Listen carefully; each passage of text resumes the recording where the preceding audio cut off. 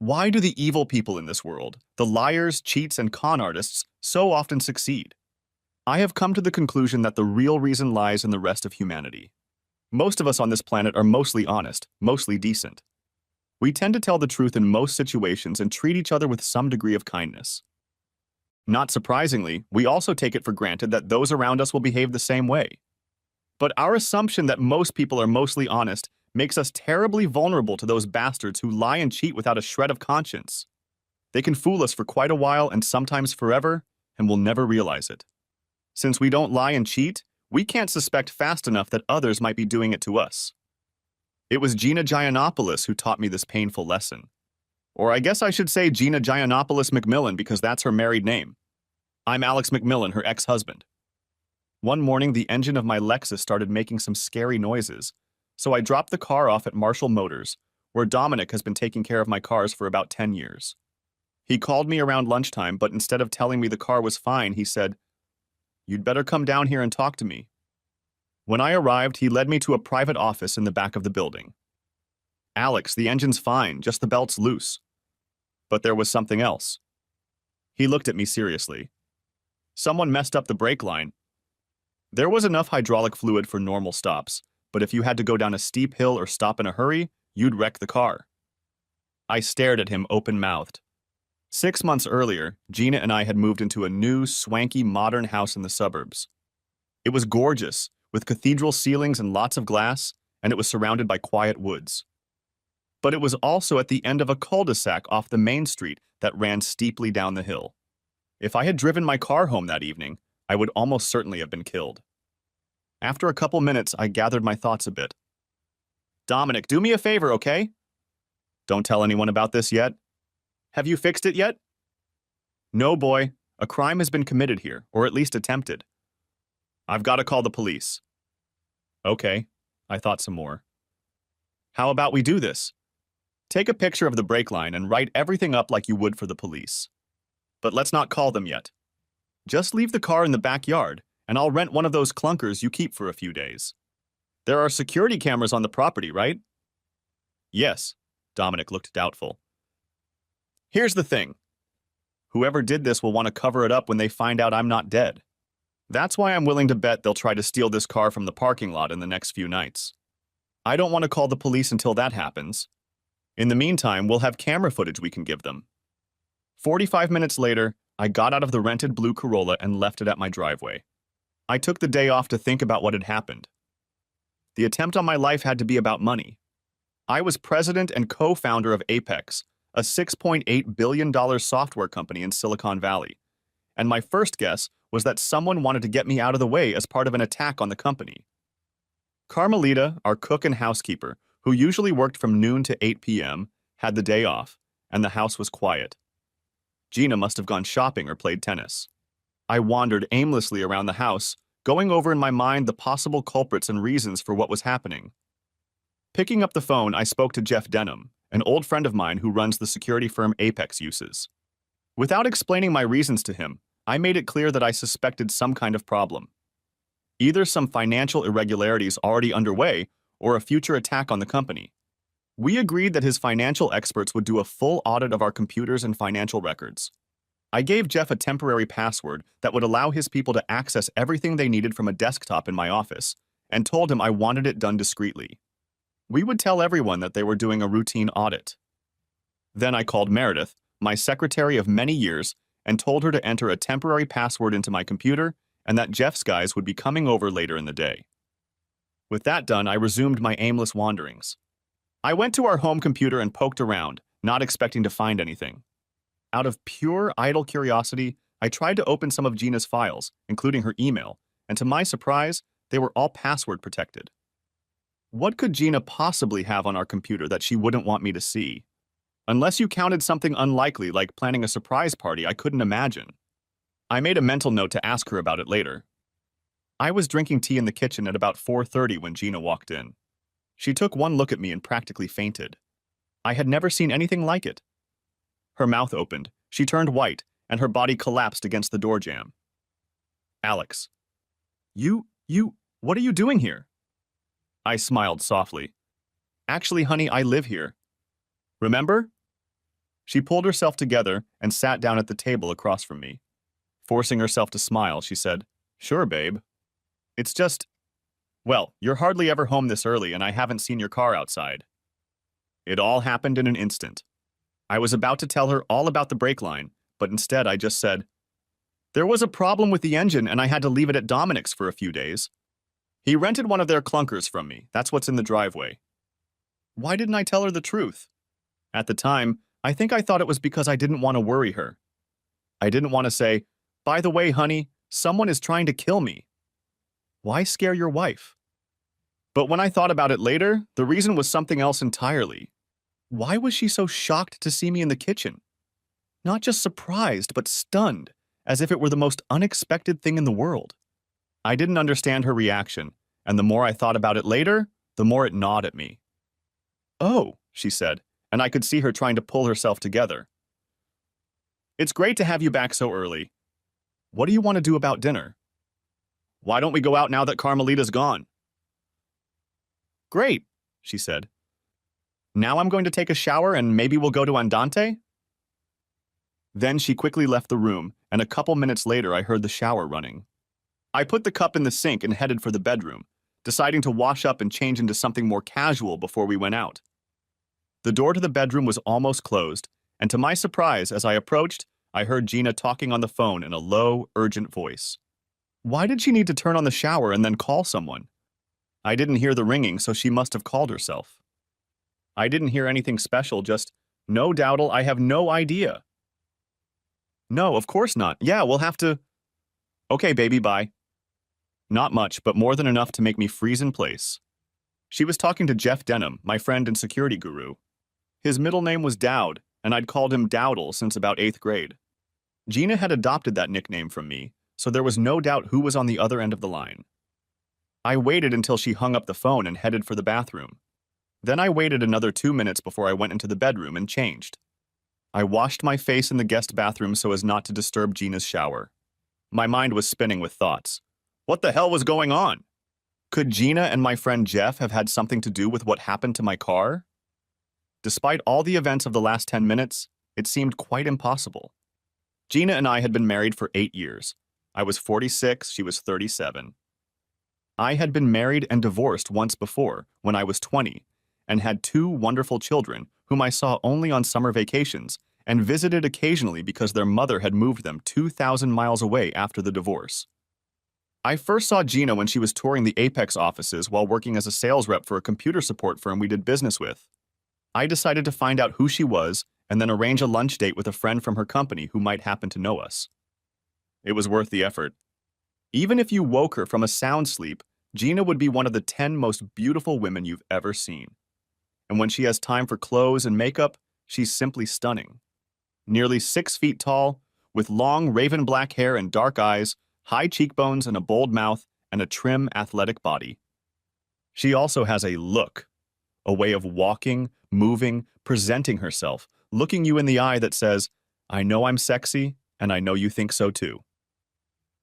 From my very first interest in her, I knew I would have a lot of competition, and it was a pleasant surprise that we soon started dating.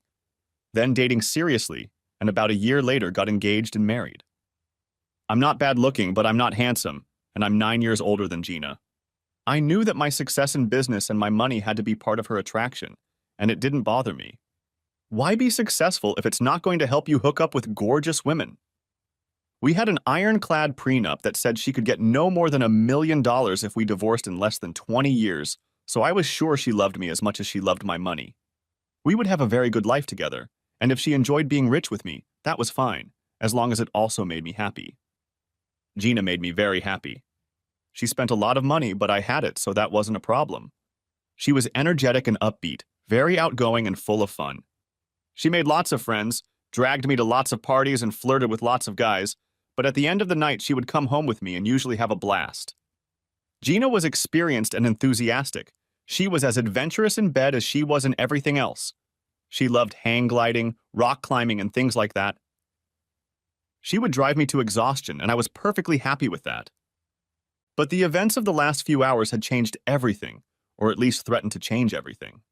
I had to think hard, primarily because Dowdle seemed to be involved in this case. Under other circumstances, he would have been the first person I would have called. In fact, I had already called him and asked his people to start looking into Apex's finances. Now I realize that I may have made the wrong move in alerting him to the fact that I had some suspicions. Thank God I hadn't mentioned that the car had been broken into. Neither he nor Gina knew that I knew about it, at least not yet. That evening, I put my acting skills to the test. Gina and I went to Andante, where we had a good dinner and a nice bottle of Chianti. I was incredibly anxious but tried my best not to appear withdrawn or aloof. I kept the conversation flowing, and when Gina took off her shoe and ran her foot over my leg under the table, I responded with a smile and a few discreet caresses. I knew the evening would end with athletic exercise in bed. That was Gina's habit, after a nice dinner with good wine, and pondered how to proceed. One of my talents is the ability to ponder a problem with part of my mind while I am doing other things, like having dinner with my wife. So when I got up the next morning, I knew exactly what I was going to do to deal with the mysterious attempt on my life and my wife's obvious involvement in it. I woke up early and got busy preparing for a quick trip to Los Angeles. I packed an overnight bag, asked the company travel agent to book me on the usual 3-day round-trip flight and a room at the Beverly Wilshire Hotel, where I always stayed in Los Angeles. I called a limo to the airport, had a quick breakfast, then went to the bedroom and woke Gina up. "Baby, I'm sorry for bothering you." I smiled at her and enjoyed the sight of her beautiful face as her eyes slowly opened and she smiled back at me. "Good morning, Alex." "I need to go to LA, honey," I said. "I got some emails this morning about a meeting we were trying to set up. It all came together unexpectedly, and I need to be there for a couple of days." It was a lie, but a very believable one. I traveled frequently, and business trips often came up at short notice. "All right, sweetheart. I'll warm the bed for you. You'll be back on Friday?" "Yeah, that's the plan. Just make sure you're the only one keeping the bed warm, okay, Gina?" She laughed out loud and then hugged me tightly. "There's no one here but me, baby." In the limo, I marveled at my wife's ability to lie to me. Either I was completely wrong, and she had nothing to do with the attempt on my life, or she was a damn fine actress. More than that, a cold-blooded monster. I hoped I was wrong, but I didn't see how it could be. During the short flight from San Jose to Los Angeles, I worked out some of the details of my plan. The key was total secrecy. Since Jeff Denham was apparently involved in the case, I had to avoid any action that might tip him off to my suspicions. And since he was the top security expert in the entire Bay Area, that meant bringing in someone from afar. As I took a cab from the airport, I went into an electronics store and paid cash for a discarded cell phone. Then, after checking into the Beverly Wilshire Hotel, I called Dan Cameron and arranged to meet him for lunch outside his downtown office. Dan had been my right-hand man when I founded Apex, and we'd both gotten riddled with wealth when it took off. We had parted amicably 3 years earlier. He had moved to Los Angeles with his family and taken a job with a financial services company that, thanks to his brains, was doing very well. Dan and I saw each other a couple times a year, so it didn't seem strange to anyone that I was visiting him. We sat over sandwiches and a couple of beers in the restaurant's outdoor patio, reminiscing about old times and sharing stories of recent challenges and triumphs. He asked about Gina, told me about his wife Linda and what their children were doing. But when we finished eating, I leaned forward and spoke more seriously. "I'd like to ask you for a couple favors, Dan, if you don't mind." He looked interested, so I continued. "I have reason to believe that I may have some problems inside Apex." "Do you have a security firm you trust?" "Absolutely," he said. "Vertex Securities. Alan Newman, who heads it, is a first-rate specialist." "But you still have Jeff Denham, don't you?" "Yes, but I need someone on the outside." "Here's my first favor. Call Newman and tell him a good friend would like to talk to him on the phone and get some advice, but without mentioning my name." Without hesitation, Dan called on his cell phone and arranged to meet his friend later that day. "Thank you, Dan. I'm going to ask you to forget that this ever happened at all. Now, one more request of mine. In fact, it's a question I want to ask you. In the time you've known Gina, have you ever seen her acting inappropriately or suspiciously at all?" To my amazement, Dan looked away and his face reddened. I waited, and finally he looked at me again, a more guilty expression on his face than I'd ever seen before. "Alex, it's hard, you know? It's a little awkward. I hope you don't want to hit me." About 4 years ago, in the last few months before I resigned as COO and moved here, Gina had several times flirted with me. It wasn't just normal flirting, something beautiful women do all the time. On several occasions, she came very close to proposing to me. There must have been a look of surprise on my face, because Dan raised his hands defensively, as if he thought I might actually hit him.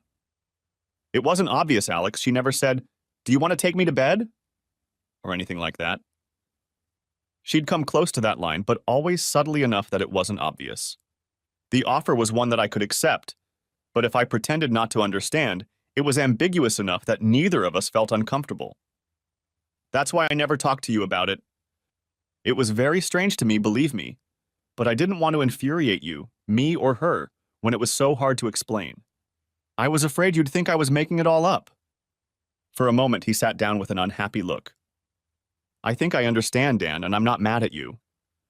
So you just let the subtle invitations pass your ears, and after a while she backed off? That's right. It went on for a few weeks, and then it just stopped. Gina went back to being the friendly, slightly flirtatious woman she used to be. It was weird, like she was experimenting on me or something. And was there anything else? Any other strange behavior you noticed? He nodded, still looking unhappy. It's even worse than that, Alex. As soon as we moved here, Linda told me that she had a farewell dinner with Barbara Daniels, Josh's wife. Barbara was very upset. She told Linda that Josh had been cheating on her, and she was pretty sure it was with Gina. Josh Daniels had been at Apex for 7 years and was now our CFO. I leaned forward. How did Barbara know? She didn't know, wasn't sure. She'd caught Josh lying to her a couple times about his whereabouts, and there were some other things that convinced her he was cheating. As for Gina, it was much more vague. Maybe he came home smelling like her perfume one day or something. I don't remember all that. But I know for a fact that Linda and I wrestled with the question of whether to let you know about it together. I know for a fact that if she ever had an affair behind my back, I'd want my friends to tell me about it. But the thing is, it was all so lame. I hope I didn't make a mistake, but I didn't want to ruin your marriage over something that probably never happened in the first place. We talked for a few more minutes and then we parted. I wasn't angry with Dan. It was clear that he had done what he thought was right at the time. But his stories reinforced the idea that my wife was at the center of a conspiracy against me and my company. My phone conversation with Alan Newman was short and sweet. As soon as he got on the line, I got straight to the point. Mr. Newman, I need a top-notch security firm to help me with a confidential problem. As highly as Dan speaks of you, I wouldn't want it to be someone associated with me or my friends. So I'm wondering who else in this field is really good. Who would you hire yourself to handle a very serious, very confidential matter requiring financial and computer expertise? Newman thought for a minute and said, The first thing I would do is call Barry Asimov in San Diego. His firm and mine have worked together on some things. He's incredibly smart, hires good people and pays them well, and I've always been able to trust him. At my request, Newman hung up the phone, put me through to Asimov, and arranged a meeting for the next morning at 10 a.m., again without mentioning my name. Back at the hotel, I called Dan Cameron again. I asked him to rent a car from Hertz on his credit card and arrange for his friend Elliot to come pick up the car at the airport the next morning. That way, I would have the car and it wouldn't be traceable. Back at the Beverly Wilshire, I had a quick dinner, went upstairs, had my usual late-night conversation with Gina, and went to bed. The next morning, after having breakfast in my room, I dressed in slightly worn sweatpants, sunglasses, and a San Francisco Giants baseball cap, and left the hotel through a side entrance and caught a cab to the Hertz office at the Los Angeles airport. By 9:45, I was in San Diego and parked in the parking lot next to the Asimov office. Barry Asimov was a short, fat man in his 40s. He had a bad comb-over, and his brown suit didn't fit him very well.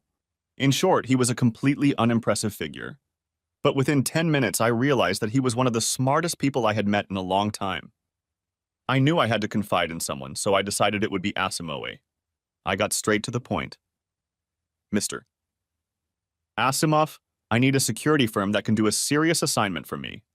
It's a non-standard case. It will require a lot of high-tech computer work, and it's extremely confidential. I am willing to pay well for what I need, as well as cover all of your people's expenses. The job could take several weeks, and I wouldn't be surprised if your fee is in the 7 figures. For a few moments, he stared at me intently. Why did you decide to turn to us? And why do you think we're up to the task? Someone recommended me to Alan Newman, and Newman spoke highly of you. Why not just use Newman? He's really good. Because I'm trying to cover my tracks. When we figure this out, you'll understand why I have good reason to be vigilant. Newman called you on my behalf, but he never got my name, so it's going to be pretty hard for someone to trace me back to you. Not impossible, but difficult. We talked some more about the preliminary preparations, and then Asimov said, "Let's hear the story. If this sounds like something we can handle, then we're in business." I told him everything. Who I was, what Apex did, and what it was worth, and about the recent attempt on my life. I told him that I suspected Gina and Denham were involved and why. And I repeated Dan Cameron's account of Gina's behavior and her possible affair with Josh Daniels, although I never once mentioned Cameron's name. When I finished, Asimov asked me a few clarifying questions. He clearly knew his business. Then he leaned back in his chair. I know Jeff Denham, at least by reputation. He's considered very cool. A lot of Silicon Valley folks swear by his work. So if he's really doing something questionable, we're going to have to be very delicate in our search for him. We talked some more, and finally Asimov said, "Here's what I'll advise you. Basically, you need two things. Someone to go through your books, internal documents, and memos very carefully, and someone else to check out Denham, your wife, and other high-ranking people at Apex. David Carlos is my best computer guy. I'll give him the first assignment. He's got 2 or 3 financiers working for him. They can analyze what they find. And I'll have Vera Anderson put together a surveillance team for the second part of the case." 30 minutes later, the 4 of us were sitting in a conference room eating takeout sandwiches and discussing my situation. Asimov mostly stayed out of it, letting Carlos and Anderson ask questions. But every now and then he would throw in his 2 cents, and I never ceased to be amazed at his wit. I couldn't help feeling that I was in good hands. By mid-afternoon, I was on my way back to Los Angeles. To my relief, Asimov understood why I couldn't give him a large fee right away and was willing to trust me on the basis of a promissory note drawn up by a notary in his office. Carlos was going to dig into Apex through my computer, which was connected to the firm's other important computers. His method was simple. He had me memorize the URL of the Asimov firm's website. Whenever I was alone in my office for 2 hours or more, I would go to that web address, download, and install on my computer a program from the site. This software allowed Carlos and his team to download and copy any files they wanted to view from my computer and those to which it was connected. Whenever I needed to leave the office, I closed the connection, logged out of the website, deleted the program from my computer, and covered my tracks in the usual way, deleting my browser history and so on. This method was not completely traceless, but only an expert who already suspected and scrutinized my computer would be able to figure out what was going on. Carlos estimates that in 20 hours of searching the web, he'll be able to find and download everything he needs to see if anything is wrong with Apex. Anderson's responsibilities were the usual surveillance of Gina and the senior management of Apex. We had agreed not to set up surveillance on Denham, since he, as a security person, would likely notice the attention, no matter how good the people at Asimov were. But she had people digging through phone calls and credit card records, and it was done at a safe distance so Denham wouldn't find out. I emphasized to them that Denham was no fool. Following him or trying to tap his phone, his home or office would be a very bad idea. I bet he'll be out on us within a day or so. Understood, Vera replied.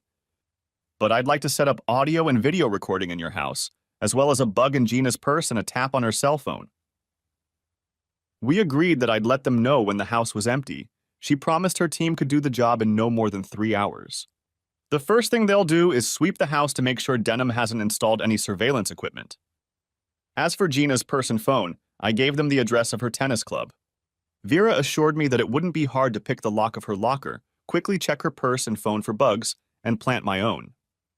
My role in this case was simple: go home and pretend everything was fine. To go on with my normal life at work and at home without letting my guard down. Asimov was confident that whoever tried to kill me would wait a little while before making another attempt. At the very least, they'll have to make sure your Lexus is destroyed so that no evidence of the first attempt remains.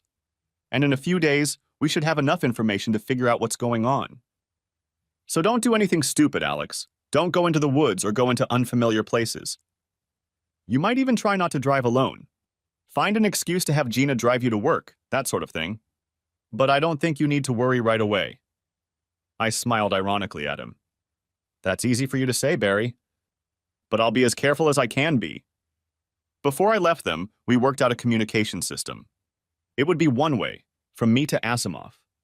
I continued to use the discarded cell phones. When I was free to call, I would dial a number and ask for Larry Asimov. The receptionist at the front desk would correct my mistake and then transfer the call directly to Barry. We agreed that I would try to call at least once every other day. Back at the Beverly Wilshire, I had dinner and then called Gina to let her know I'd be home a day early. On the phone, she animatedly told me how lonely and cold she was in our big bed, and I promised to keep her warm on Thursday night.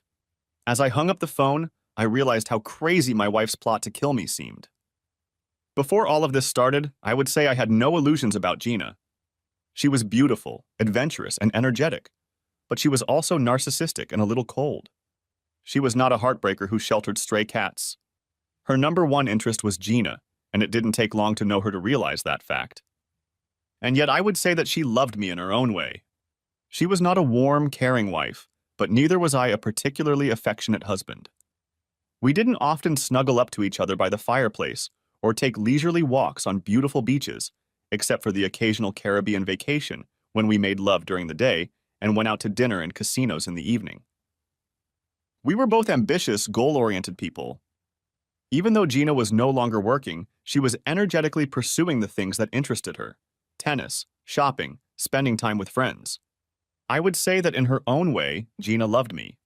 In fact, I would say that Gina loved me as much as anyone could love anyone, given her basic nature.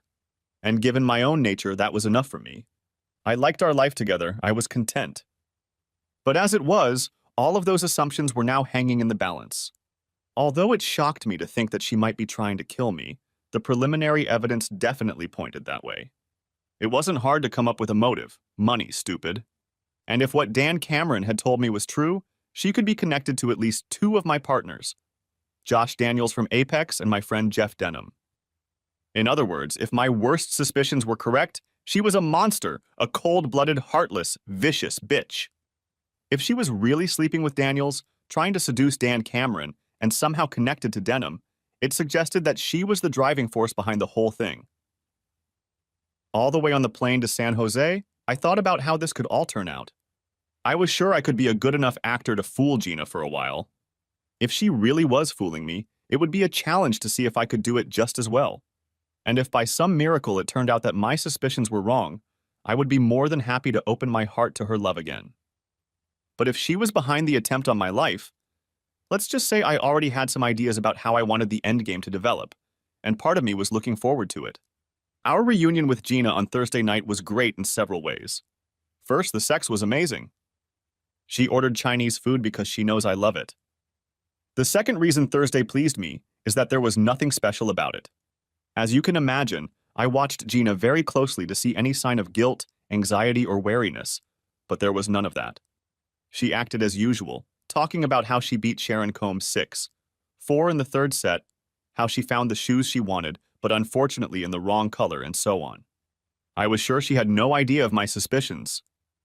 When I arrived at the office on Friday, Jeff Denham had already called to say he was on his way over. No surprise there. Presumably, he wanted to report on the audit I had requested. Moreover, I was sure he would want to find out why I had asked for it. He would want to make sure I had no suspicions about what he was up to.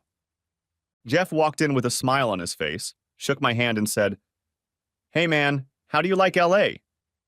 I immediately wondered how he'd heard about my impromptu trip. Maybe he'd talked to Gina. But I wasn't going to make him suspicious by asking about it, and he could call the office and find out from Meredith anyway. "Hey, Dowdle," I replied with a smile. Things were good in LA. Dan Cameron thought he had a lead for me on the new account, but I'm not sure it's going to work out. Still, it was good to see him. "Are you here to tell me what your guys found out?" He settled into the chair across from my desk. Yeah, it was routine. They found a couple of accounting errors, so minor stuff. I passed them on to Pogreben downstairs. But there was no sign of suspicion, no leakage of funds, no new recipients, no evidence of outside interference. "What made you ask me to do the audit, Alex?" I watched Denham, and he seemed to be trying to make his questions sound as casual as possible. It was a good thing I'd seen it coming and was ready for a lie. I was sure it was nothing. But on Monday, I heard from Bert Williamson of 2K2. One of his vice presidents was at a meeting in New York, and there was a guy there who said he'd heard that one of the Silicon Valley software firms was under attack. It was all very vague, something about fake subsidiaries to which money was being sent. It sounded like bullshit, but it's been a while since I asked you to check our accounts, so I thought, what the hell. Sorry to put your guys through that, but it's always better to know. He grinned, and I thought he relaxed a little. No problem, buddy, that's what you keep us in reserve for. We chatted for a few more minutes about nothing, and as soon as he left, I logged onto Carlos's URL, downloaded and installed his software, and let his guys start checking Apex's finances and communications. I wanted to give them as much time as possible, so I asked Meredith to order lunch, telling her that I would be eating at my desk today. She also brought me the San Jose Mercury News newspaper, which I hadn't had time to read that morning. And while I was eating my lunch, I was stopped by an article on the Metro page. Auto shop fire destroys 12 cars. I read the article carefully.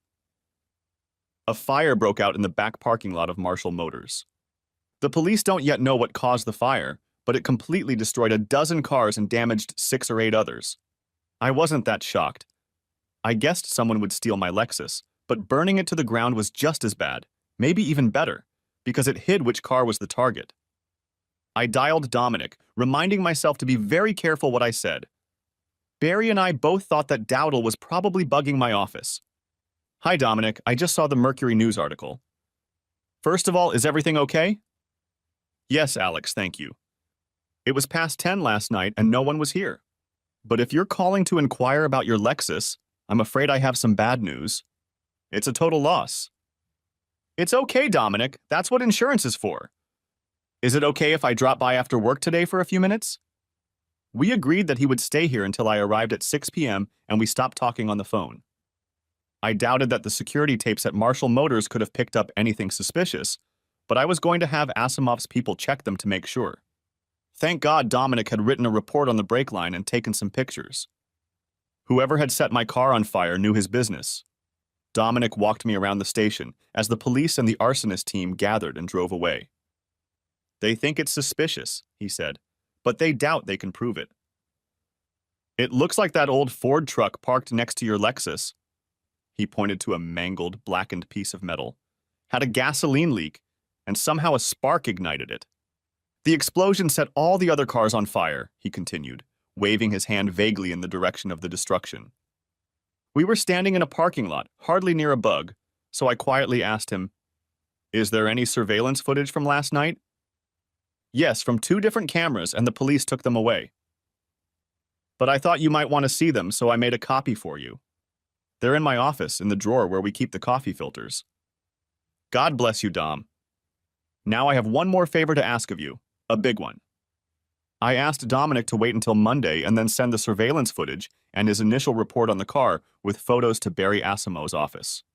I told him the address and made him memorize it by repeating it several times. I also left my rented clunker at Dominic's, deciding that I would use cabs for a few days.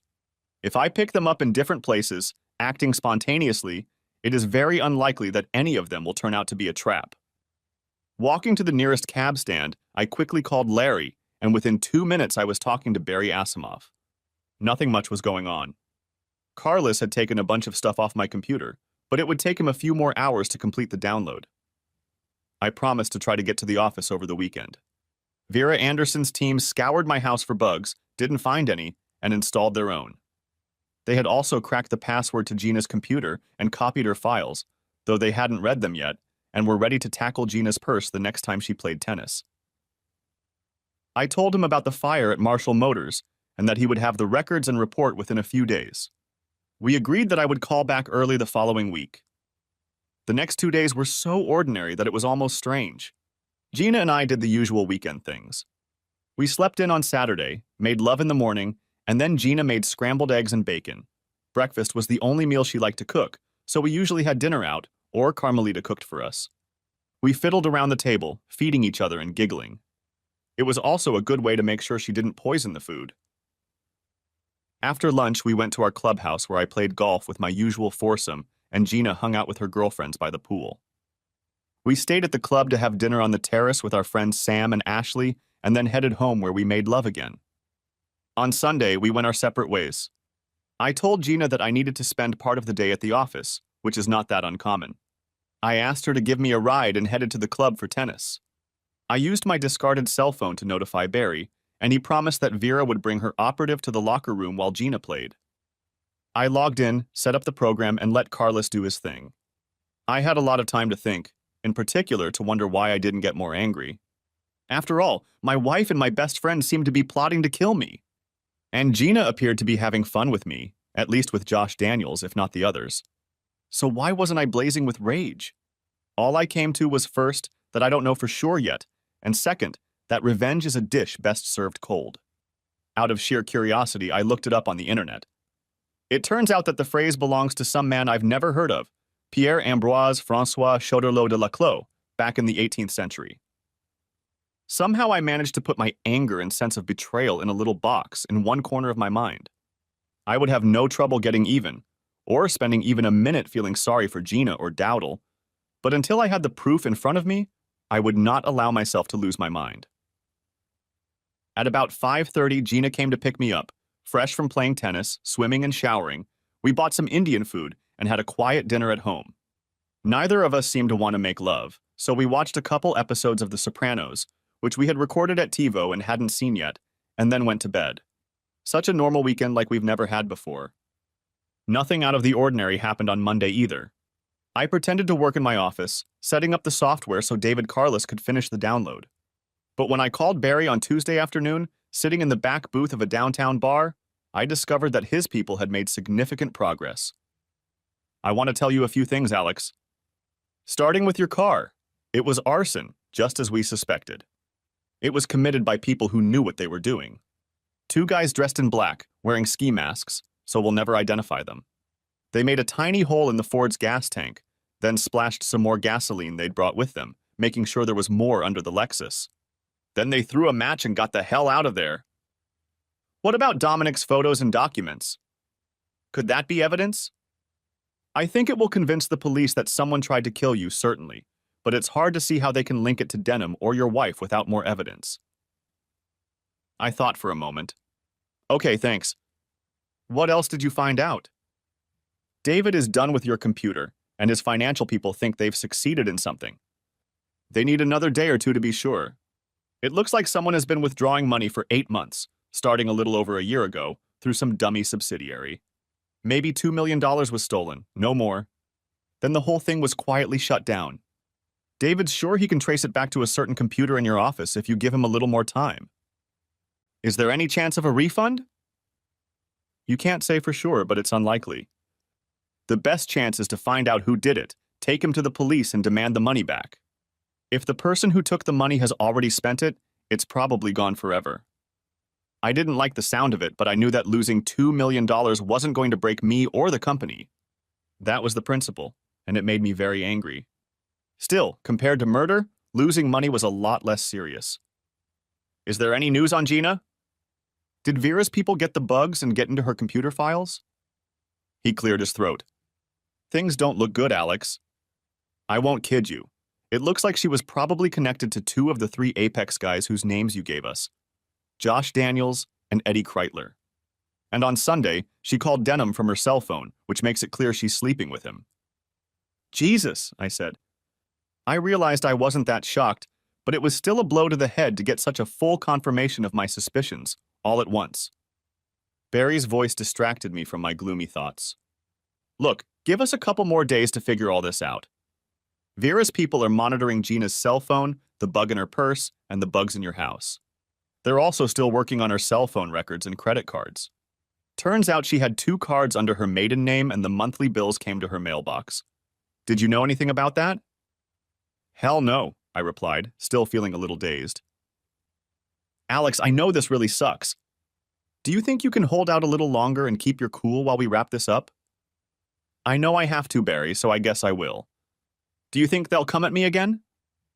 There was a short pause, then he said, They might. But they'll be very careful because the news about your car is still so fresh.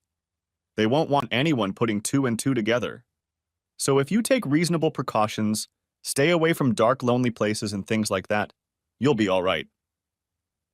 Would you like me to put a couple men on you? No. There's too great a chance that Denham's boys will pick up on it. No, I've got to take care of myself. I'll call you on Thursday. I'm sorry, Alex, he said in a surprisingly soft voice. Yeah, me too, I replied and hung up. Wednesday may have been the least fun day of my adult life. I knew my marriage was over. I knew that my best friend, a guy I'd known since junior high school, who I trusted more than anyone else, was having fun with my wife. And I knew that one of them, or both of them, wanted to destroy me. That's what I carried inside me, and there was nothing I could do about it, until there was no one I could tell about it. So I wandered aimlessly around the office, pretending to work, chatting with Meredith from time to time, while my mind raced with the problem of how I was going to avenge myself. The details, of course, depended on what Barry and his team would find out, but the general outline of what I wanted to do was already clear in my mind. And as my anger, my sense of outrage and betrayal and cold rage built up, I found myself looking forward to what was to come. On Thursday, I waited until late afternoon to call Asimov, wanting to give his people as much time as possible. At 4 o'clock in the afternoon, I went to my usual place to get a haircut, and then, instead of going back to the office, I went into the diner, settled at a table in the back with a cup of coffee, and made the call. Barry and I talked on the phone for almost an hour. I asked a lot of questions, made sure I understood everything he was telling me, and discussed various options with him. When we finally finished, he wished me luck and we said goodbye. I had what I needed, and I was going to move on. That night, like the previous ones, I earned an Oscar at home by treating Gina with the same tenderness as usual. I won't claim to be a better liar or actor than she was, but I guess I was just as good. We had dinner of fried chicken prepared by Carmelita, watched a movie on TV. It occurred to me that this would probably be the last time I have sex with Gina. Probably the last time I touch her at all. I left early on Friday, not wanting to talk to Gina again, and had a quick breakfast on the way to the office. I took Gina's car, a BMW convertible. I was sure her car hadn't been messed with, and I wanted to get to work alive today. When she discovered her car was gone, she would no doubt be annoyed, but by the end of today, she would care the least. When Meredith arrived around 9 o'clock, I called her into my office, wished her a good morning, and handed her the list I had compiled. I'll have to change my schedule for today, I said. Will you please take care of getting this all set up for me? She looked at my list and I saw her eyes widen. She looked up at me in surprise, clearly expecting an explanation, but when I remained silent, she just nodded her head and said, "Okay, boss, I'll take care of it." I smiled at her and she walked out of the office. My morning was pretty uneventful, except for a 10 o'clock appointment with Nancy Leggett. She was one of the principals of Leggett and Hine, a PR firm that had worked for Apex for about 6 years and had become a good friend of mine. Nancy was an attractive, businesslike woman about my age. She was very witty and had a great sense of humor. In fact, she was one of the few women I might have dated had I not been married to Gina. We talked in my office for almost an hour in quiet voices, with the radio on full volume so no one would overhear. All they could hear was a Beethoven symphony and a few Strauss waltzes. At my request, Meredith ordered me a sandwich and a soda, which I ate at my desk, reading the newspaper. The real fun was going to start this afternoon around 1 o'clock. Meredith called to say that Jeff Denham was calling. He'd like to see me right away. I smiled to myself and said, "Tell him I can't see or talk to him right now, Meredith. He can meet me at 4 like I asked." Did that mean Denham had bugged my office? If so, an hour of loud music during my meeting with Nancy Leggett would certainly have made him suspicious. But he might also have been wary of something else. Perhaps he'd tapped Meredith's phone or her office and heard her making arrangements for the day I'd asked her to take care of. Either way, I knew he was going crazy, and the thought gave me great pleasure. "Wait, you bastard, it's going to get worse." I walked into the conference room a few minutes before 1 o'clock and found it set up exactly as I had requested. The large conference table was empty except for the company laptop at one end, which was open and working. At the far end of the room was a video camera on a tripod, with one of our technicians standing behind it, ready to shoot. "Hello," I said. "It's Arthur, isn't it?" He smiled broadly, recognizing that he was remembered. "Yes, Mr. McMillan, Arthur Wentner. Everything is set up and ready to go. Would you like me to stay and run it, or shall I just show you how it works?" "Just show me, please, Arthur." I want him to work all day filming the meetings I'm going to have here. He set it up to block off the part of the room where me and my guests would be sitting, and we did a quick 30-second test. Everything worked perfectly. The film cartridge is rated for 6 hours, so you'll be just fine, Mr. McMillan. I thanked Arthur and he left. I fiddled with my laptop for a minute, then set it to screensaver mode and leaned back in my chair. Not 2 minutes later, Josh Daniels knocked on the door and walked in hesitantly. It was finally starting. "Josh, come in and have a seat, please," I said with a friendly smile. "You don't mind if we record the meeting, do you?" He looked worried and confused. "Alex, what's wrong?" "We'll get to that in a minute. Did you understand what I asked Meredith to tell you? This meeting is completely confidential. You agree not to talk about any aspect of it with anyone at Apex, now or in the future." He shrugged, still feeling awkward. "Yeah, sure, Alex, you're the boss." "Is everything okay with the shooting?" "I guess so, yes." "But why are all these—" I interrupted him. "Hold on a second, Josh. In a few minutes, everything will be clear." I leaned back in my chair, looking at him with an indifferent expression and watching his confusion. Then I finally spoke. "Josh, I know all about you and my wife." He became visibly agitated, trying in vain to appear calm. He couldn't keep his eyes on my eyes, which were fixed on him. They kept slipping away from my face.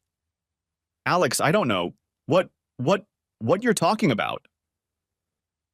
"No need to pretend, Josh. I have the pictures." I uttered that lie with complete confidence, patting the thick manila folder lying next to me on the table. "But now I'd like to hear all about it from you, please." "You're in really deep shit, and if you're not completely honest with me, it's only going to get worse." I'd been involved in some pretty tough negotiations in my business career, but I'd never seen a man who looked more miserable than Josh did at that moment. And I savored every moment of his misery, waiting for him to try to get out of what he'd been caught doing. After a moment, he said, "Alex, can we turn the camera off?" "No, we can't." "Just keep going, Josh. I'm waiting. When did it start and how? And how could you justify entertaining the boss's wife for months behind his back?" He kept his eyes on the table. "Jesus, Alex. This started about 4 years ago and lasted about 3 months. I think you know all of this. Gina seduced me. That's what it was, pure and simple. Linda and I knew you and her for years, and she was always a bit of a flirt. God, who wouldn't be with a body like that?" He stopped suddenly, shuddering slightly at the thought of how that sounded. I just waited, and finally he continued. "Anyway, one day she flirted heavily with me at a Christmas party we were having in that old ballroom. It was pretty obvious she was flirting with me, but I couldn't believe she meant it. Then 2 weeks later she called me when you were in Chicago and asked me to come to her house. When I came in, she offered me this. I couldn't believe it. I tried to leave, I swear to God, but she dragged me inside, locked the door, and just stood across from her, looking at me with a smile on her face. Then she said something crazy like, 'I've wanted you for a long time, Josh, and now I'm going to have you.' I'm sorry, Alex, really sorry. I feel like the world's worst asshole right now. But I was 38 years old, and never in my life had I even kissed a woman as amazing as Gina. I knew it was wrong, but I let it happen. A team of guys with flamethrowers couldn't have gotten me out of there. She took my hand, led me to the bedroom, and we, had sex for 2 hours. Josh sat with his head down on his hands and stared at the floor, completely defeated. How long did it last, and how did it end? That's the way it was. Then suddenly one day she declared she'd had enough, and wasn't even particularly nice about it. I'm sure it was because I didn't want to do what she wanted." "And what was that?" I asked. For the first time since the confession began, he looked up at me. Now he could look me in the face. "She wanted me to create some fake accounts to siphon money out of Apex. It was about the money, Alex, and nothing else. She said you had all those millions and she wanted most of it for herself. She asked me a lot of questions. In bed, after. About how our accounting systems worked, whether it was somehow possible to create fake accounts, how dangerous it was, and so on. At first, I thought it was just a joke, but she brought it up over and over again. In the end, I just said I wasn't going to do it." He straightened in his chair. "I won't lie to you, Alex, not anymore. I didn't refuse out of morality, out of loyalty to you or Apex. By then, I was willing to do anything just to be with Gina. But I didn't see a way to do what she wanted without significant risk of getting caught, and I didn't want to go to jail even for her. When Gina realized I really wasn't going to do it, she just dumped me. And it was a good thing because Linda was sure I was having an affair. But it was over before she could get proof. I denied it over and over, just lying and lying and lying and lying, swearing it was nothing more than a bunch of extra projects at work.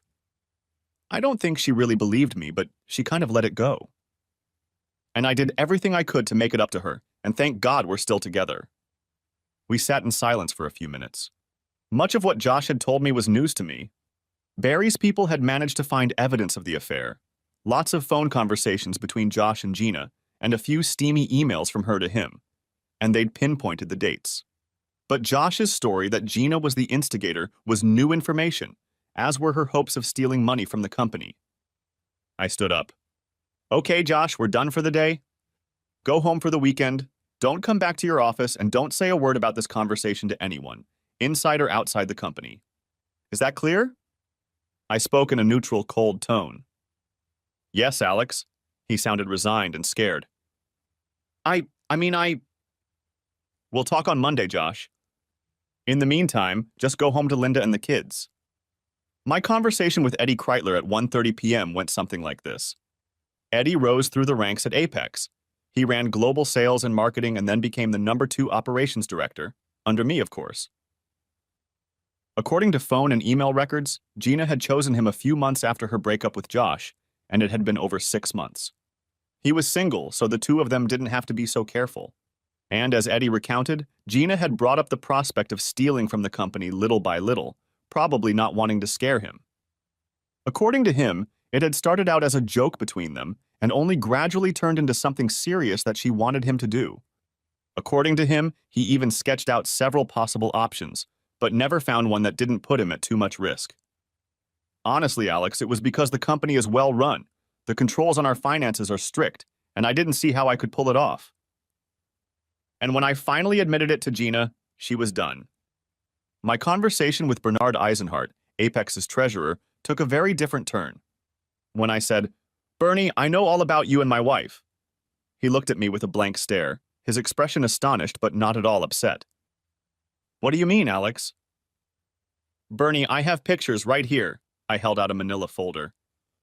"There's no point in denying it." "Pictures?" He was a little angry. "I don't know what you've got there, Alex, but if they're pictures of what I think they are, you need to be talking to Gina, not me." I turned my back and got out of there. I believed him too. His irritation was so obvious, and Barry told me that they hadn't found anything between him and Gina except for one phone call from her to him. "Okay, Bernie, I believe you. Could you tell me about it, please?" He was still furious. "She invited me, Alex. Blabbed some bullshit to me about a surprise party, wanted to see what you liked. Not that it made much sense to me. And when I got there, well, you've seen the pictures. Dressed in a see-through nightie that didn't reach her hips. She pulled me inside, kissed me, and tried to put her tongue in my mouth. I'm sure it's in the pictures." "What happened next?"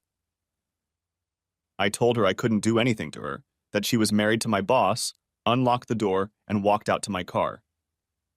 I just sat there, waited for my boner to go away, and then drove off. "I didn't think there was any point in telling you, Alex." "Nothing happened, and frankly, I was afraid you'd blame me instead of Gina. So I just let it go. And now you're blaming me for—" His voice rose with anger, and I interrupted him. "Calm down, Bernie, calm down!" "Let me explain. I just found out that Gina cheated on me with at least 2 other employees of the company, and I'm just trying to get to the bottom of it. I believe you. I believe that nothing happened between you two." His anger vanished, replaced by surprise. 2 more men? Jesus. He sat back down. "Actually, I remember there were rumors about her and Josh a few years ago." I didn't believe it, of course. Figured that's what people would say, considering how attractive she was. But after she'd made that crazy lunge in my direction, I'd even wondered. But it was none of my business anyway. We talked for a few more minutes. I assured him of my trust, reassured him that I had accused him, and reminded him to keep our conversation completely confidential. Then he left. As I sat pondering what I had learned, Meredith walked into the conference room. Alex, Jeff Denham is outside and he's practically jumping out of his skin. I know you asked me to make an appointment for 4 o'clock, but he's about to wet himself. Says he has to see you right this minute, that it's life and death, and so on. If it weren't for the guards you asked me to post outside the room, he'd be in here by now. What do you want me to do with him? I smiled at her. Give me 5 minutes and then you can let him come in. I wanted to spend those 5 minutes enjoying what was about to happen. It's not every day you find out your best friend wants you dead. And it's certainly not every day you get a chance to even... When Jeff Denham entered the conference room, he was practically shaking. He looked like a man who had been put on an espresso drip, though he tried to hide it. Hey Alex, what's going on? It was said with careful casualness, but his voice was a few tones higher than usual. Hey Dowdle, thanks for stopping by. Would you like some coffee or something? He shook his head. What kind of video camera is that? I smiled and said, I just thought I might need a record of the meetings I'm having today. You don't mind, do you?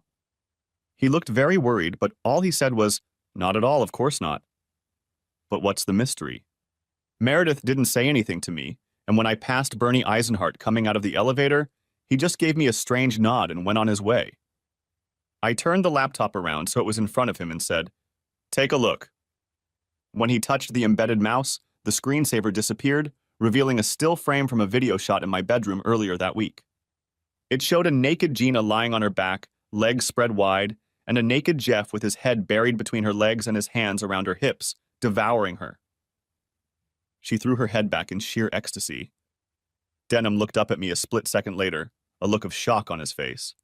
I waited until he said, Alex, and then I hit him with my right fist right under his right eye as hard as I could.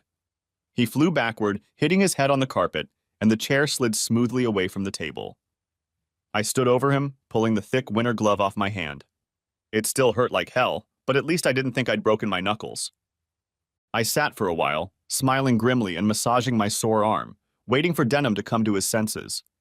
It was several minutes before he opened his eyes and groaned, groping his face with his hand. When his head cleared a little, he looked around for me, then quickly crawled away from me and sat against the wall, looking both confused and wary. You want more, you nasty freak? I can still hit you with my other hand. I spoke casually, almost flippantly. God, no, Alex. I saw him look toward the door, as if figuring out if he could break free or if I'd catch him before he got to it. Forget it, Dowdle. Those 2 guards are still outside. You're not leaving just yet. We sat for a while longer and I watched him sullenly ponder his situation. No doubt he hoped that I did not know everything, but he was bitterly disappointed. Okay, Dowdle, get up and sit back down at the table. Don't worry, I'm not going to hit you again. What lies ahead of you is going to hurt a lot more. He cautiously rose and sat down in a chair 10 feet away from me, never taking his eyes off my face. I'm not going to waste any more time on you, you piece of shit. My best friend since junior high school. You're a goddamn disgrace. He didn't say anything back, so I continued. Not only did you entertain my wife and try to steal my money, but you tried to kill me. Here he jerked his head sharply, looking at me in shock and alarm. And I'll make sure you make some new friends in prison. Gina confessed everything to me, I continued, now lying through my teeth. And I know that the theft and the murder plan were all your idea. Just being a cuckold wasn't enough for you, huh? Did you think that by cutting me off you'd complete the picture? For God's sake, Alex, it's not true. There was utter desperation in his voice. She's lying. I admit that I had an affair with Gina. There's no point in denying it now. But stealing the money and then killing you was all her idea. I tried over and over again to talk her out of it. And when that didn't work, you said what the hell and organized to tamper with my car, right? He hung his head without looking at me. After a few minutes, he told me everything. The affair had started the same way it had with Josh and Eddie. Gina was going full force. He swears he fought her off 2 or 3 times before he gave in, but that doesn't really matter, does it? When she had been having fun with him for about 3 months, she talked about stealing some of my money. Unlike previous co-conspirators, Denham was willing to go along. He invented a subsidiary and found a way to have legitimate payments put into accounts receivable and then diverted to the invented company. Because he was head of security, which included the finance division, he managed to make it so that no one else could spy on him closely enough to discover what he was up to. In 7 months, he managed to embezzle about $1.8 million. All of this was pretty much what Barry's people had already figured out. But that wasn't enough for Gina, Alex. Denham was speaking freely now. Ignoring the camera, he was eager to get his point across. He wasn't such a complete asshole that he didn't feel guilty about what he'd done to me. She said you had so much money that $1 million or $2 million just wasn't enough for her. It wasn't fair. So I closed the account and covered my tracks as carefully as I could. A month later, she started talking about killing you. Then we could be together, Dowdle. And things like that. You could run the company, or let the other fellows run it while you and I spend this fine money. She wouldn't back down. Every time we were together, she had a new idea about what we'd do later when you died, and she inherited your money. And you believed her? He sighed heavily. I was a fool, Alex. I convinced myself that she loved me. I was definitely in love with her, or so I thought. I held on for a long time, and then she started hinting that if I didn't do this for her, we might not be meant to be together.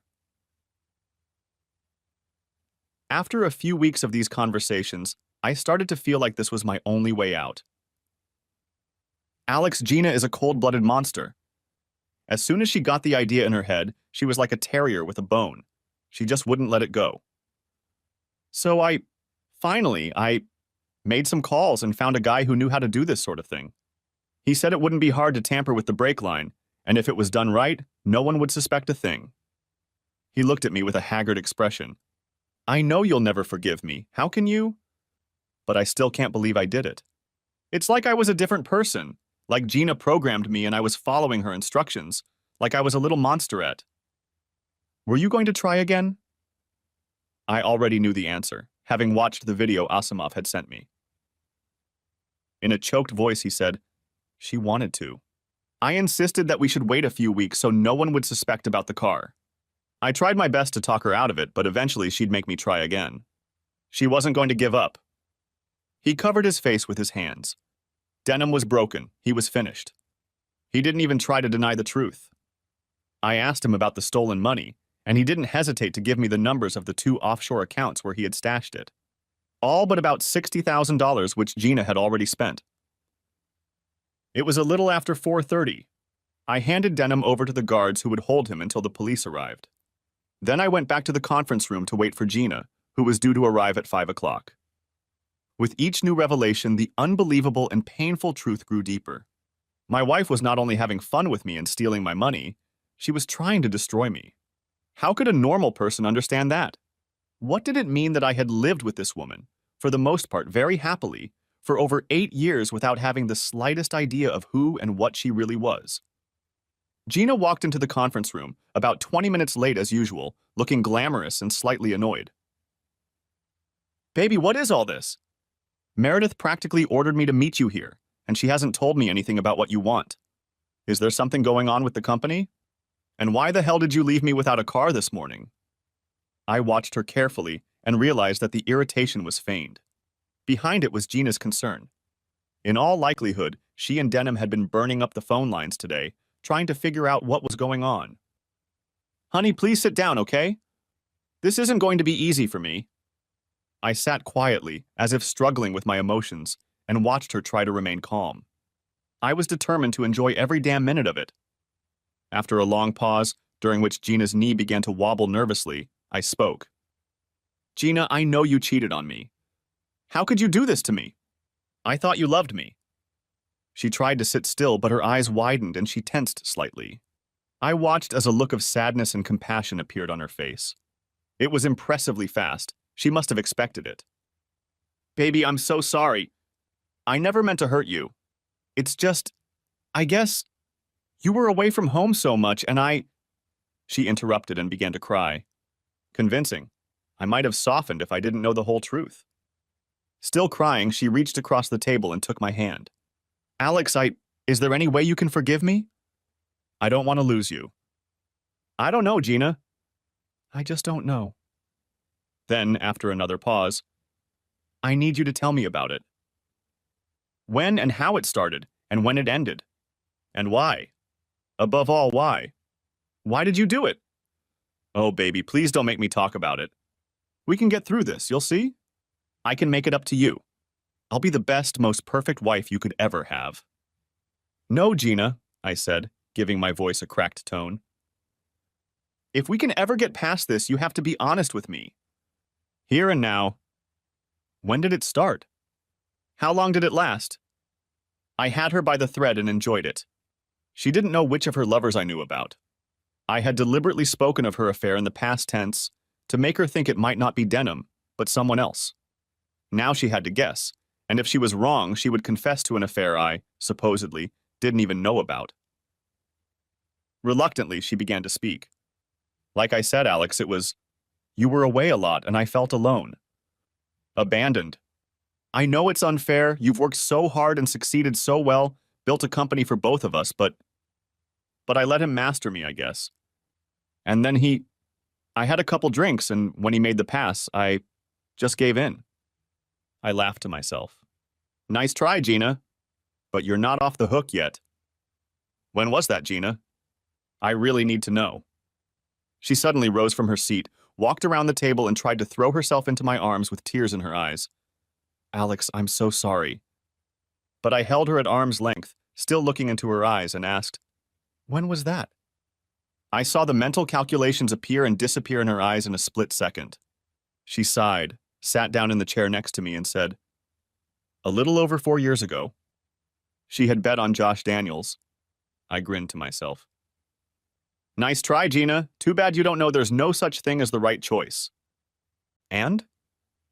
She looked at me, irritation peeking out slightly behind the mask of sadness, but she realized she really had no choice. And it went on for months. I don't know why, Alex, I just went a little crazy. I knew it wasn't right, and finally just told Josh that I couldn't see him anymore. It was ruining me. I cried the whole time and... Josh? I interrupted her with a shout. You cheated on me with Josh too? If you could have seen the look on her face at that moment. In desperation, with eyes widened with fear, she said, Baby, I don't understand what... Eddie Kreitler wasn't the only one? I yelled at her. You slept with 2 of my employees? What the hell were you thinking? She tried to rush in to slow me down, but I was on edge. For God's sake, Gina, how can we fix this? How can I ever trust you again? God, everyone at Apex must be laughing at me behind my back. The boss's wife takes care of the employees. Just stay in line. She'll get to you soon enough. Who else have you been having fun with, the janitor? No, baby, I swear it was only 2. And how am I supposed to believe that? Demanded I. As far as I know, you've had fun with everyone I've ever dealt with. Did you have fun with Dan Cameron before he left? How about our friend Archie, or Debbie's husband Peter? Or Dowdle? How can I be sure? Gina saw her opportunity and jumped up. Her face took on a solemn expression, and she reached out and took both my hands in hers. In a quiet, serious voice, she said, Alex, God knows it was just those 2. And that was years ago. I regretted it so much. I've been completely faithful to you ever since, and I will be for the rest of my life. There was silence in the room. I looked at her, tiredly, sadly, hiding the angry joy I felt at her impending doom. Okay, Gina, I said slowly. Okay, you cheated on me with 2 of my coworkers, but then you stopped. You picked yourself up and decided to go back to being my faithful wife. Is that right? Yes, baby, she said, and there was a glimmer of hope in her eyes. Well, I guess I need to ask you one more thing, I said, sliding the laptop over to her. Can you tell me what it is? I touched 2 keys. This time, as the splash screen disappeared, the video came into motion. We saw Jeff's head bobbing between Gina's thighs, saw her arch her back in pleasure, and heard her harsh voice. Oh, yes, yes! Oh, baby! Oh, Dowdle, do it! Yes, baby, do it. I had to hand it to Gina. She didn't jump away from the laptop like it was a snake, didn't try to run out of the room, didn't even shriek. Just a quick, oh, choked almost as soon as it started. Then, after a few seconds, She closed the laptop and turned to face me. Moments before, her face had become almost unrecognizable. Now it was a tight, angry mask, eyes glittering and mouth contorted into a strained grin. Okay, Alex, you got me. Good for you. What do you want me to say? Yes, I had fun with Dowdle, and he did it way better than you ever could. Really, Gina? Does that explain why you tried to destroy me? The question shook her. She froze, staring at me for a moment, and the best she could manage was, What? I have no idea what you're talking about. Really? I said softly. I opened the computer, pressed a few buttons, and turned it so she could see it. On the screen was our kitchen, with Gina and Denham sitting at the table, both in bathrobes. Gina was talking. I don't care, Dowdle. So we got unlucky and he didn't wreck the car. You can try again. Gina, you don't realize how risky this is. If someone starts investigating what happened, they'll... Bullshit. The car burned up, right? Completely destroyed, along with a bunch of others. Who would suspect anything? We just need some other way to destroy it. Can't we poison it? I pressed a button, and the computer went silent. I smiled at Gina. I wish I had that video, baby. It's going to be really hard to stand in court and deny you had anything to do with it. I stared into Gina's cold eyes as the wheels turned behind them. She was like a rat caught in a nasty trap, looking for a way out at every corner. She made no further attempt to look regretful or even affectionate. When she finally spoke, her voice was low and contemptuous. You'll never go to the police with that, Alex. It would make you a laughingstock, and it would make Apex a laughingstock. The head of a multi-billion-dollar company and his wife entertains the employees. You'll be the world's fool. She sat there with a satisfied and contemptuous look. I picked up the phone and asked Meredith to get Nancy Leggett. When she came in, she sat across the table from Gina and me, looking at my wife as if she were a bag of dirty laundry. Nancy, my lovely wife Gina thinks it would be bad for me and the business if I arrested her for grand larceny and attempted murder. Why don't you tell her what you told me this morning? Smiling broadly, Nancy said, Of course, Alex. This story, Gina and Denham and their dastardly plot, is going to be the loudest story on cable news for some time to come. It has everything. Money, adultery, attempted murder, an extremely attractive woman, a man betraying his best friend, yes, anything. It will be bigger than Paris Hilton, bigger than the Anna Nicole Smith saga. Gina will be harlot of the month for a while, and Apex will get more publicity than it has ever gotten in its entire existence. More than it could buy with $500 million in advertising, all for free. Alex will end up on the Larry King Show, the Today Show, little else. He'll be an honest, hard-working businessman victimized by an unprincipled whore and her puppet. By the time the trial is over and Gina and Denham are in jail, Apex will be written about in Businessweek and the Wall Street Journal. Someone will give Alex the Entrepreneur of the Year award. The company will get maybe $100 million in new business, and Alex will get 10,000 letters from women just dying to be the next Mrs. McMillan. Some of them will send pictures. It's a godsend for Apex.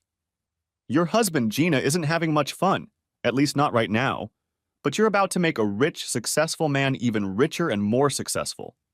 As his public relations representative, I couldn't dream of coming up with something this good. Nancy winked at me, then stood up and left the room.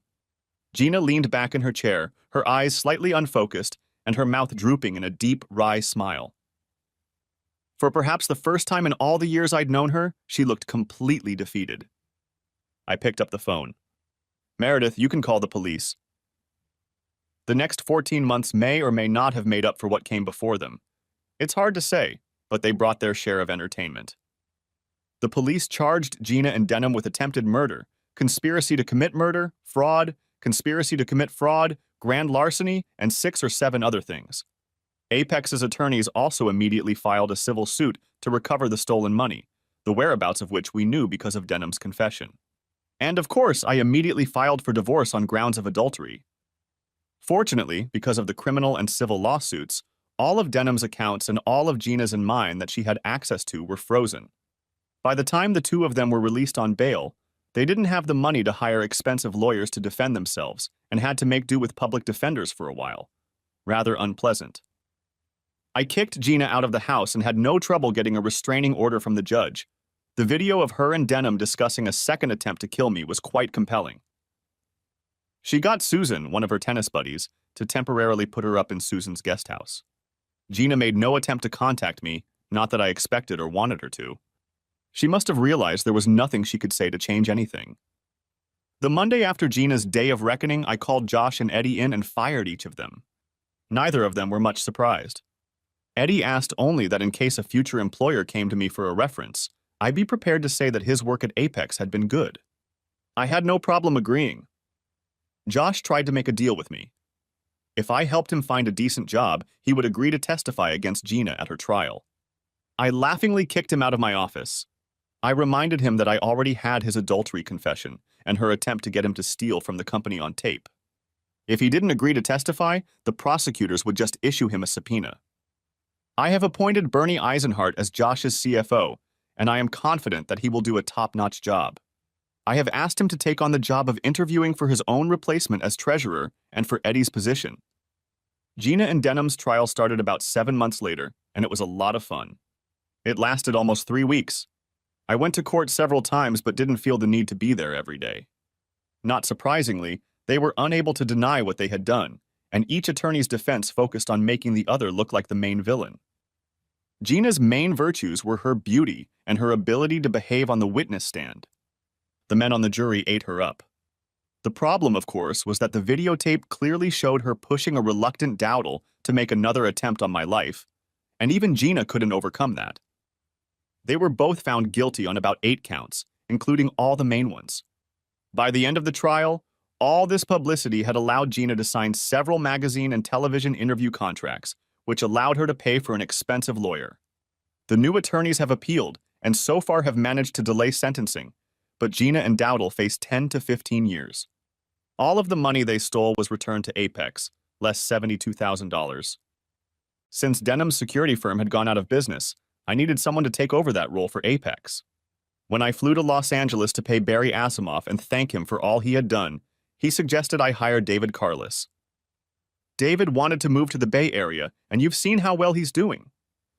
I think you won't regret offering him a contract, and with you as his primary client, he can build his business there. So I offered Carlis a job, and it seems to be going very well so far. When I was in Asimov's office, he surprised me with another video I didn't know about. I hadn't had time to talk to him before, and it had nothing to do with the threat from Gina and Denham. Come into the screening room for a moment, Alex. I think you'll enjoy it. To my surprise and delight, in bed with Gina lay Charlie Pemberton, my lawyer. He was almost 60 and didn't seem to be giving Gina much pleasure. Apparently, Gina had seduced him a couple months ago and put him to work trying to find a way around our prenup.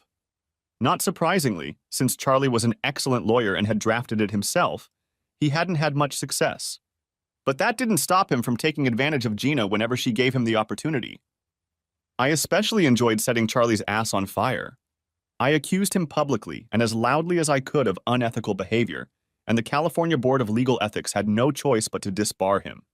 I also sued him and took about $240,000 from his savings that I donated to charity. All of this gave me great pleasure. As far as I and Apex were concerned, everything happened exactly as Nancy Leggett had predicted. First of all, there was a flurry of publicity on the cable news channels and in the tabloids. I was on CNN, on the cover of Fortune magazine, on the front page of the National Enquirer, and just about everywhere in between. Nancy had to hire 3 new employees to handle the workload, and she and I met almost every day to strategize and decide which interviews and other offers were worth accepting. In the first 6 months after the article was published, Apex's business grew by nearly 20%. Nancy was also right about the letters from women. At this point, there were over 8,000 of them, and they kept coming in. After reading the first couple hundred, several with provocative and even downright lewd photos, I turned the job of answering them over to one of my interns. For all I know, this guy gets sex on a regular basis. Local divorcees and single women were also getting in touch. I was propositioned by more women than I knew existed in the world, but to my surprise, I found I wasn't that interested. Gina made me very happy sexually until things fell apart. I went on dates with the 4 women I was attracted to, but quickly realized that the promiscuous lifestyle didn't appeal to me. After a few weeks of working closely with Nancy, I realized that she was the one I wanted to date. We have been dating for almost a year now. Neither of us is in a hurry to get married, but it may happen after a while. Last Sunday was my birthday and Nancy gave me something special as a present. We spent Saturday night at her house, watched an old Humphrey Bogart movie, and then got down to it. Sunday morning she let me sleep in while she made breakfast for us and carried it into the bedroom. When I opened my eyes, I saw her standing there in her robe, holding breakfast on a large tray. We ate together, and then she said, "Is your present ready?" I'm actually wearing it under my robe. I raised my eyebrows questioningly, but she only grinned. "Ready?" she said. She was wearing a white t-shirt. On the t-shirt was a scanned image of a grinning Gina, no doubt taken from a picture of her that Nancy had found at my house. Underneath the picture, in large block letters, it said, "I survived a monster." I laughed and then I said, "Come here, you!" Thanks for watching. I hope you enjoyed it. So subscribe to my channel and watch the next video.